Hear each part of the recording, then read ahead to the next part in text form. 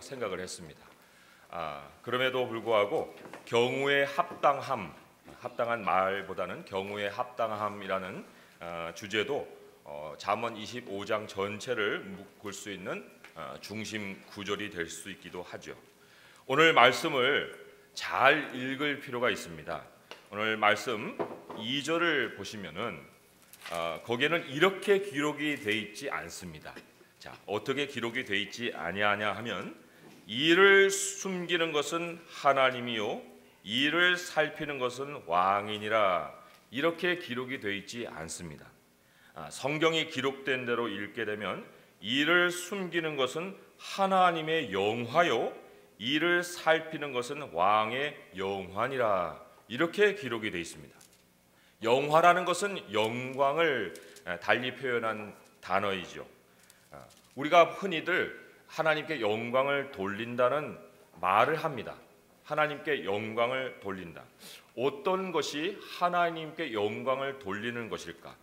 도대체 하나님께 영광을 돌린다는 표현은 무슨 뜻일까? 영광이라는 것은 어떤 것이 드러나는 현상을 얘기를 합니다. 그 드러나는 일에 내가 드러나는 것이 아니라 하나님이 드러나는 것을 우리는 하나님의 영광이라 하고 하나님께 영광을 돌린다, 그런 말을 하죠. 그래서 어떤 일에 내가 드러나지 않고 하나님이 드러나게 되는 것을 우리는 보통 하나님께 영광을 돌린다, 그렇게 얘기를 합니다. 자, 그렇게 하나님의 영광이라는 이 표현을 정리를 하고 난 다음에 오늘 말씀을 다시 2절로 돌아와서 다시 한번 읽어볼 때 거기에 대한 뜻이 조금은 선명해질 수 있어요. 이를 숨기는 것은 하나님의 영화요 하나님의 영광이요 이를 살피는 것은 왕의 영광이니라. 자, 제가 설명드린 것을 마음속에 다시금 정리를 해놓으시고 일단은 이 말씀을 마음에 품고 말씀을 계속 따라가시기 바랍니다. 성경에 보게 되면 하나님께 영광을 돌린다 할 때 그 범위를 이렇게 얘기하고 있어요. 너희가 먹든지 마시든지 무엇을 하든지 다 하나님의 영광을 위하여 하라.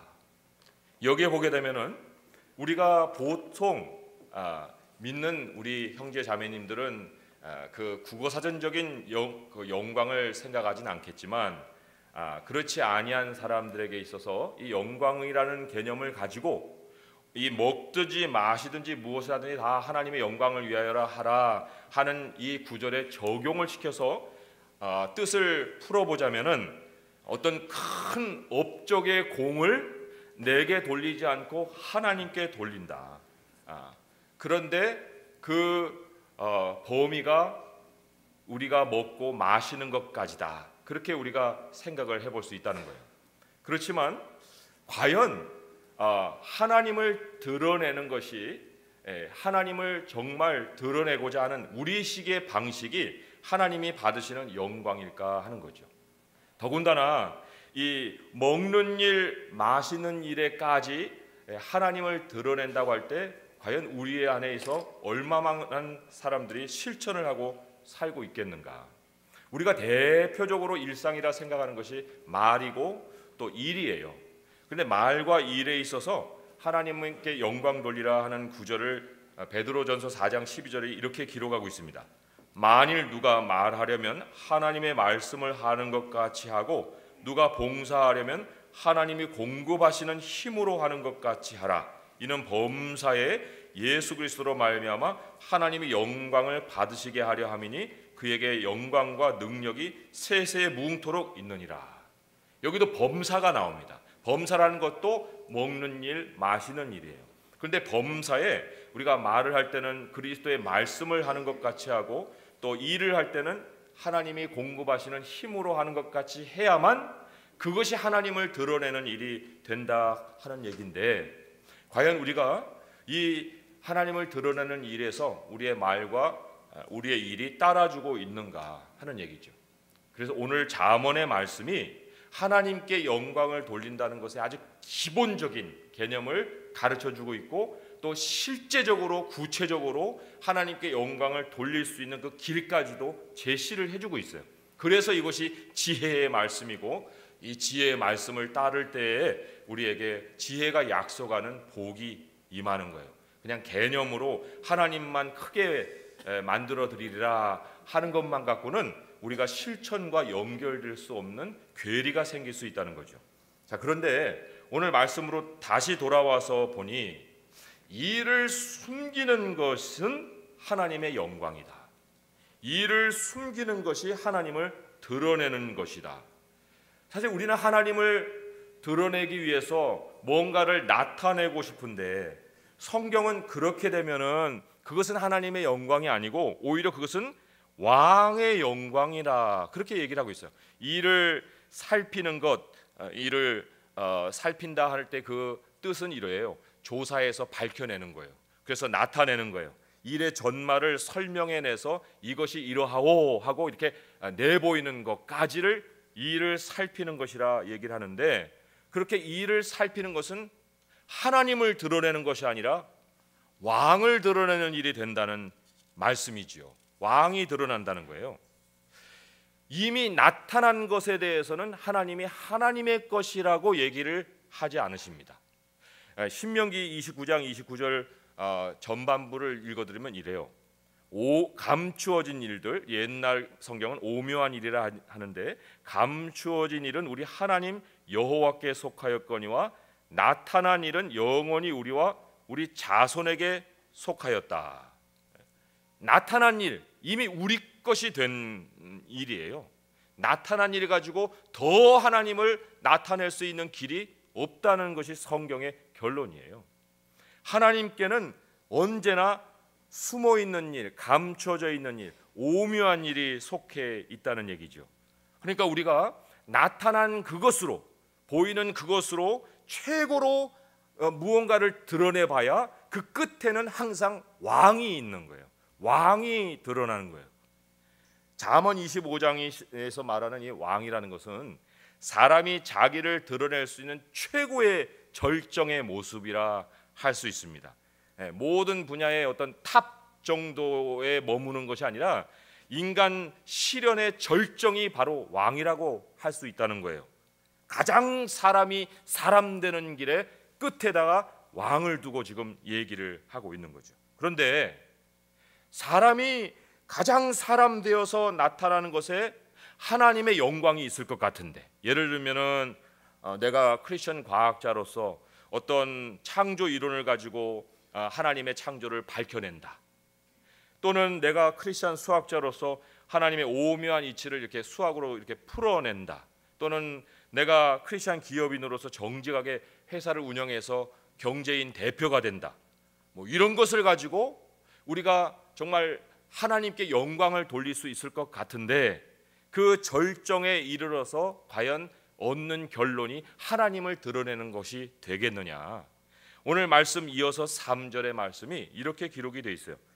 하늘의 높음과 땅의 깊음 같이 왕의 마음은 헤아릴 수 없느니라. 이게 무슨 얘기일까요? 하나님을 영화롭게 하는 그 일, 하나님을 드러내는 그 일, 그 일을 쫓아서 무언가를 나타내고 또 나타내서 왕이라는 그 자리에까지 와서 하나님께 영광을 돌리고 싶은 그 순간에 왕의 마음을 헤아려 보니 그 왕의 마음을 헤아릴 수가 없다는 거예요. 그 왜 그런 일이 있을까? 인간의 절정에서 왜 혼돈이 존재하고 있는 것일까? 잠언 21장 1절에 가보시면 이런 말씀이 기록이 되어 있습니다. 21장 1절에 보면은 왕의 마음이 여호와의 손에 있음이 마치 본물과 같아서 하나님 그가 왕의 마음을 임의로 인도하시느니라. 이렇게 얘기하고 있습니다. 내가 나의 분야에서 최고에 달한 그 모습, 그 공적, 그것을 하나님께 드리면 하나님께 영광이 될 줄 알았는데, 그렇게 왕이 됐고 또 그렇게 업적을 이루었는데 그 마음을 헤아릴 수 없다. 왜? 그 마음을 하나님이 임의로 이렇게도 틀고 저렇게도 틀고 계시기 때문에 그렇다는 얘기예요. 쉽게 설명을 드리자면은 사람이 자기 마음 둘 곳을 그 절정에서도 찾지를 못한다는 거예요. 자기 마음의 방향을 여기다 둬야 될지 저기다 둬야 될지 그것을 결정하는 분은 이 오묘한 영역 속에 계시는 하나님이시란 얘기죠. 여전히 또 다른 숨겨진 일이 항상 인간의 절정 속에서도 존재한다는 사실이 성경이 선포하는 얘기예요. 그래서 하나님의 영광은 왕 밖에서 항상 존재하는 거죠. 우리의 절정과 공적과 모든 성취 그 밖에서 항상 하나님의 영광이 있다는 얘기예요. 그러니 우리가 모든 것을 손에 쥐고 있는 것으로 하나님께 영광을 돌리려고 하는 그 순간에 하나님의 영광은 그거 밖에 있는데 어떻게 내 손으로 이룬 걸 가지고 하나님께 영광을 돌릴 수 있겠는가? 그걸 가지고 영광을 돌린다 할 때 그 영광의 대상은 결국은 왕이 된다는 거예요. 나타나는 일은 모든 것이 다 왕의 영광이다. 나의 영광일 뿐이다. 내게 돌려지는 영광일 뿐이다. 그런 얘기죠. 자, 왕 자체가 하나님의 영광도 아닐 뿐만 아니라 그 자기 영광에 도달한 그 인간은 그러면 자기 영광조차는 누리고 살겠는가 할 때 성경의 답을 한번 보세요. 4절에서 5절에 보시면은 이런 말씀이 기록이 되어 있어요. 은에서 찌꺼기를 제하라. 그리하면 장색에 쓸만한 그릇이 나올 것이요 왕 앞에서 악한 자를 제하라. 그리하면 그의 왕위가 의로 말미암아 견고히 서리라. 여기에 왕 자체를 아주 순전하게 다루고 있지 않습니다.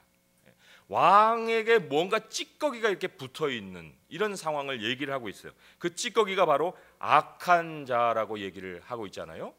근데 여기서는 말씀을 따라 가다 보면 아 그래 악한 자를 제하면 되겠지 이렇게 이제 결론을 얻고 악을 왕에게서 제하려고 하는 노력을 기울 수 있겠죠. 그런데 사도 바울이 로마서 7장 21절에 이런 말을 적어놓고 있습니다. 그러므로 내가 한 법을 깨달았노니 곧 선을 행하기 원하는 나에게 악이 함께 있는 것이로다. 악이 함께 있는 것이로다. 사실 말씀을 따르면 악한 자를 제하면요 왕위가 의로 말미암아 견고히 세워지는 거예요. 인간의 절정에 도달하는 데 있어서 자기 영광을 누리는 데 있어서 최고로 나타낼 수 있는 그런 자리에 도달해서 그 악을 다 제거하고 난 그 순간에는 영광을 누릴 수 있다는 거죠. 자기 영광만큼은. 그런데 성경은 그것이 불가능하다. 그런 일은 없다. 왜냐하면 선을 행하기 원하는 나에게 악이 함께 있는 것이로다. 그러니 스스로를 영화롭게 할 사람도 없는 거예요. 하나님을 영화롭게 할 수도 없고 또 사람이 자기를 나타내서 최고의 절정에 이르렀다 하는 그 순간에도 악이 항상 함께 존재하기 때문에 그 악을 제거할 수 있는 길이 열려 있지 않은 이상 자기 영광조차 누릴 수가 없다 그런 얘기죠. 그래서 자기를 드러내서 하나님을 드러낸다? 자기를 영광스럽게 해서 하나님을 영광스럽게 한다? 그거는 사람의 영역이 아니죠. 사람이 미치는 그러한 범위가 아니라는 거예요. 그러면 이게 도대체 실천도 못할 일인가? 하나님께서 하나님을 영화롭게 하라는 명령을 우리에게 내리신 것이 이게 엉뚱한 명령인가? 그런 생각을 해볼 수 있잖아요. 그런데 이 잠언 25장을 읽어가다 보면은 정말로 하나님이 우리가 하나님을 영화롭게 하면서도 우리도 영화를 누릴 수 있는 그 길을 열어두신 것을 발견할 수 있습니다. 우리는 그러기 때문에 하나님을 영화롭게 하는 일이 우리의 삶의 최고의 목적이 돼야 되고 그것이 우리 삶의 가장 중심에 있어야 하는 거예요. 그러나 그것을 할 때는 항상 하나님의 방식으로 해야 되는 거죠. 하나님의 방식은 뭡니까? 일을 숨기는 방식이에요. 항상 일을 숨기는 방식으로 하나님을 드러내는 사람의 일상을 가르치고 있다는 거죠. 우리의 일상을 살 때 하나님이 보시기에 그것이 숨어있는 일 같아도 하나님이 드러날 수 있는 그 일이 있다는 것인데 그러면서도 내가 높아질 수 있는 일이 있다는 것인데 도대체 그것이 어떻게 가능할 것인가 하는 것을 오늘 13절까지 세 가지로 말씀을 전해드리겠습니다. 첫째는 오늘 말씀 우리 6절부터 해서 8절까지 말씀을 읽어보겠습니다. 왕 앞에서 스스로 높은 채 하지 말며 대인들의 자리에 서지 말라.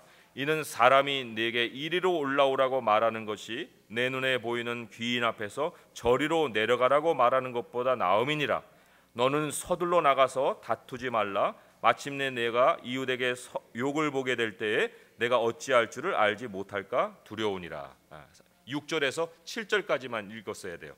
일단 6절에서 7절까지 말씀입니다. 거기에 높아지는 일이 불가능한 것으로 다루고 있지 않습니다. 다만 우리 모든 사람들의 인간의 꿈이 높아지는 것인데 어떻게 높아질 수 있느냐를 제시하고 있는 거예요. 그러니까 내가 높아져서 내가 나를 나타내서 하나님을 영광스럽게 한다는 것이 절대로 해서도 안 되는 일도 아니고, 그리고 그것을 불가능하게 할 수 없는 일로 생각해서 우리가 포기해야 되는 일도 아니라는 거예요. 그 방식만을 잘 밟게 되면 하나님도 높아지고 우리도 높아지는 일을 하신다는데, 자, 상반된, 인간이 승진하는 상반된 모습을 한번 보세요. 첫째는 6절에 스스로 높은 채 하는 것이 있고, 두 번째로는 7절에 보듯이 사람이 내게 이리로 올라오라고 말하는 것이 있는 거예요. 두 가지가 상반되는 거예요. 스스로 높아지는 것이 있고, 사람이 당신 이리로 올라오시오 하고 얘기하는 것이 대조가 되고 있다는 얘기죠. 첫 번째로 스스로 높아지는 것은 왕의 영화로 가는 길이에요. 왕의 영광으로 가는 일인 반면에, 두 번째로 사람이 이리로 올라오시오 하는 것은 하나님의 영화를 따르는 길이라, 그런 얘기죠. 첫 번째로 길을 밟아가게 되면 끊임없이 자기를 드러내야 됩니다. 이 성공의 사다리를 타고 계속해서 올라가야 되는 거예요. 그런데 두 번째로 사람 눈에는 숨겨져 있는 그런 인생이었는데 어느 순간에 그 사람의 눈에 띄어서 당신 왜 거기 있어요? 올라오시오 할 수 있는 인생이 되게 되면 그것은 하나님의 영화가 된다는 거예요. 대표적인 그 예가 바로 구약의 요셉이죠. 요셉이 얼마나 숨겨진 삶을 살았습니까? 그를 알아줄 수 있는 사람이 아무도 없었다고요. 그런데 마지막에 그를 이리 올라오라 하는 그 초청이 있었고, 하나님의 그를 높이시는 일이 있었지 않습니까? 그러니까 베드로전서 5장 6절에 이런 말씀이 기록이 돼 있어요. 하나님의 능하신 손 아래에서 겸손하라. 때가 되면 너희를 높이시리라. 때가 되면 너희를 높이시리라. 하나님의 때예요. 하나님의 때라는 것은 하나님이 숨기시는 기간을 지나가는 거예요. 거기서 내가 머리를 불쑥 드는 것이 아니라 하나님이 숨겨두시고 그늘 가운데 두시고 감춰두시고 보이지 않게 하시고, 또한 그 모든 것에서 하나님이 오묘한 일을 행해 나가시는 그것과 함께 내 자신의 겸손이 하나님의 시간을 지나가는 것을 얘기하는 거예요. 그렇게 되면은 하나님이 그 때가 되었을 때 그 지나간 끝머리에서는 사람이 나더러 올라오라 하는 그 일을 하나님이 행하시겠다는 얘기죠. 숨어 산다는 것 그 자체가 하나님께 영화가 되는 거예요. 사람을 감추고 일을 감추는 것 자체가 하나님의 영화라고 한다면, 요셉은 언제 하나님께 영화를 돌렸을까요? 언제 하나님께 영광을 돌렸겠습니까?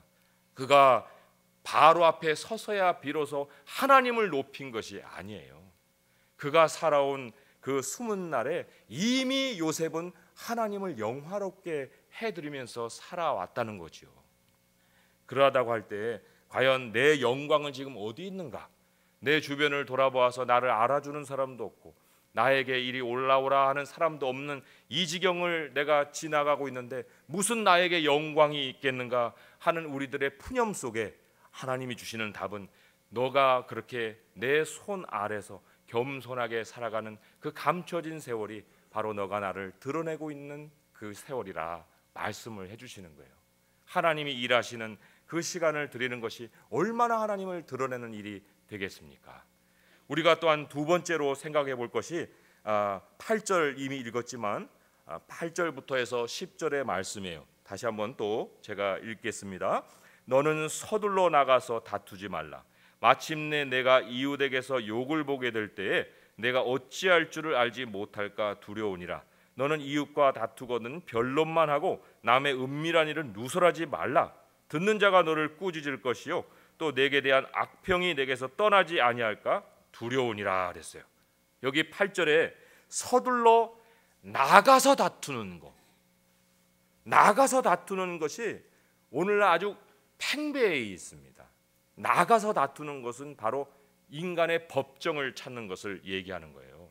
너와 나의 이 사이의 울타리를 벗어나는 것까지를 나가서 다투는 것으로 성경은 얘기를 하고 있습니다. 시시비비를 가려야 될 일이 생깁니다.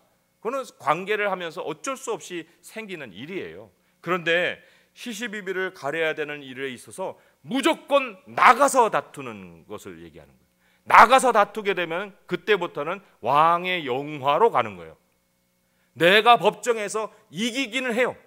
내 영광을 차지할 수는 있습니다. 그러나 그 일을 통해서는 아무것도 하나님의 것이 나타날 수가 없어요. 9절에 뭐라고 얘기합니까? 너는 이웃과 다투거든 변론만 해라 그랬어요. 변론만 해라.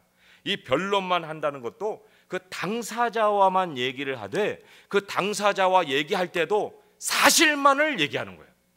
뭘 덧붙여서 얘기를 하거나 나의 의견을 얘기하거나 이런 것이 아니라 변론을 할 때는 사실만 얘기를 해야 하는 것인데, 거기에서 우리가 실수를 범하는 것이 나를 변호하기 위해서 뭐를 끌어들이냐면은 9절에 남의 은밀한 일까지 끌어들여요.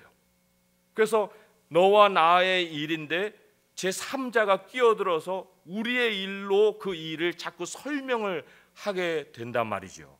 그러면은 그 남의 일을 누설하는 순간부터는 하나님의 영화는 온데간데 없어지는 거예요. 왜냐하면 하나님의 영화는 일을 감추는 데 있기 때문에.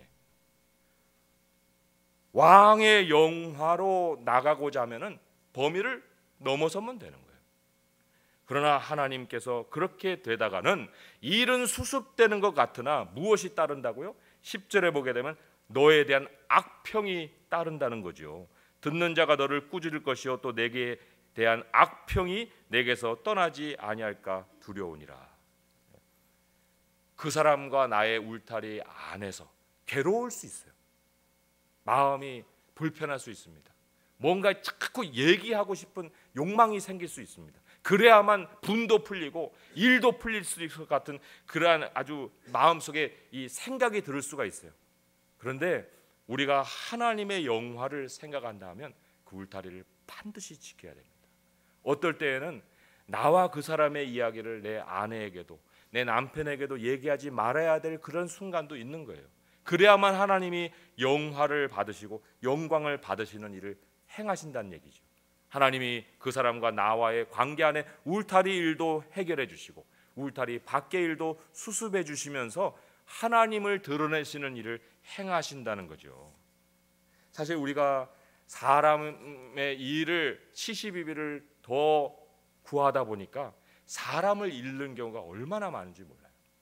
그러나 하나님이 영광 받으시는 곳에서는 사람을 얻기도 하고 그리고 우리의 모든 일이 평강으로 바뀌기도 하는 거예요.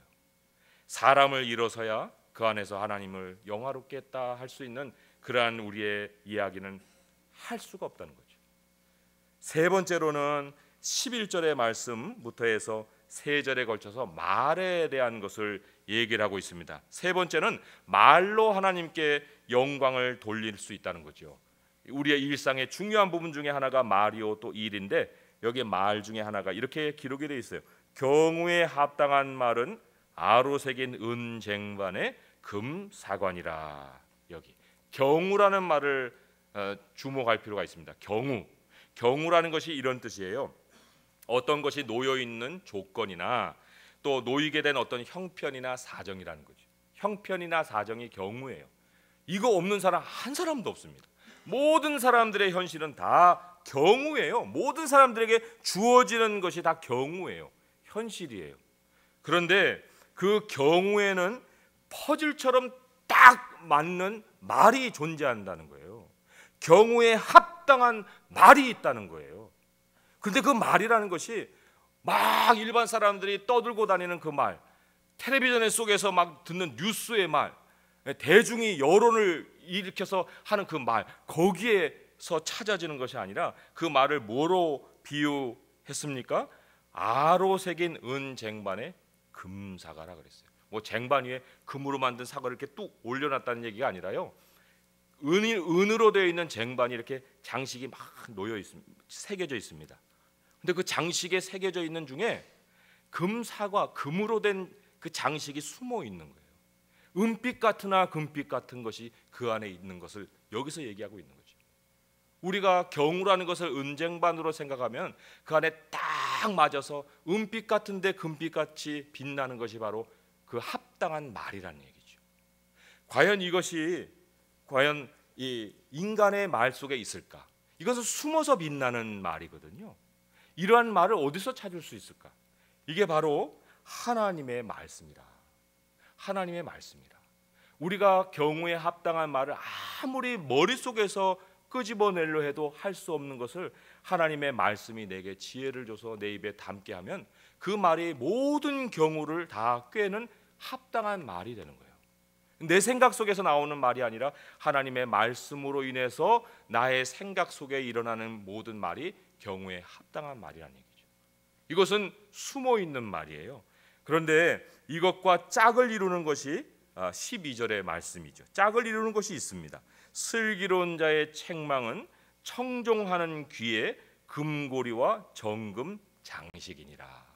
이 금고리와 정금 장식이 입에 달리는 게 아니에요. 입에 달리는 게 아니고 청종하는 귀에 이게 달려 있는 거예요.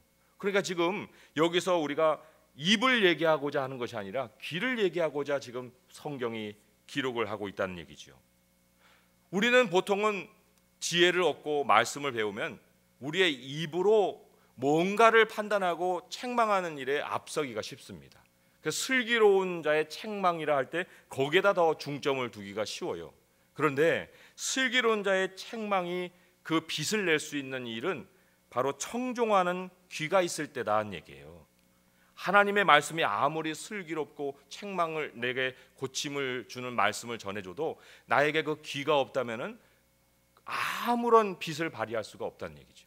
그러나 그것을 내가 청종하기 시작할 때 바로 그것이 내게 장식으로 되는데, 청종한다는 것은요, 내가 입으로 말을 내뱉는다는 것이 아니에요.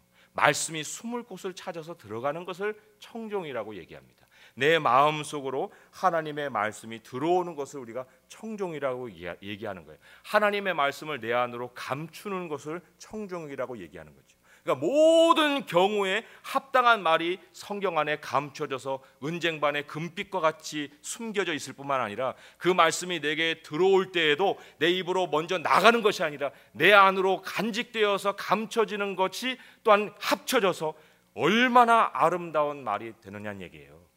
얼마나 하나님을 드러내는 그 과정이 되느냐는 얘기죠. 근데 거기서 멈추지 않습니다. 13절에 보게 되면 충성된 사자가 나와요. 충성된 사자는 그를 보낸 이에게 마치 추수하는 날에 얼음 냉수 같아서 능히 그 주인의 마음을 시원하게 하느니라. 사자, 메신저잖아요.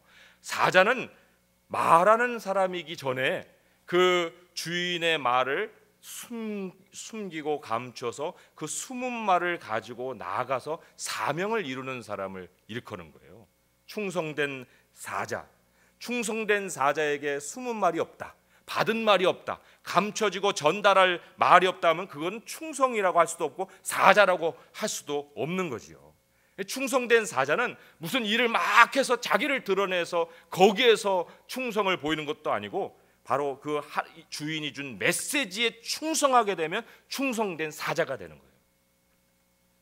품은 말에 충성을 하는 거죠. 눈에 띄지 않습니다. 그 사람의 마음속에 있는 그 말을 누가 알겠어요? 전하기 전까지는. 그런데 그 눈에 띄지 않지만 주인의 말씀을 지켜내려고 분투하고 노력하고 걸어가면서도 잊지 않고 기억하고 그것을 끝까지 전달하려고 또한 수고하는 그 사람 안에서 무엇이 일어납니까?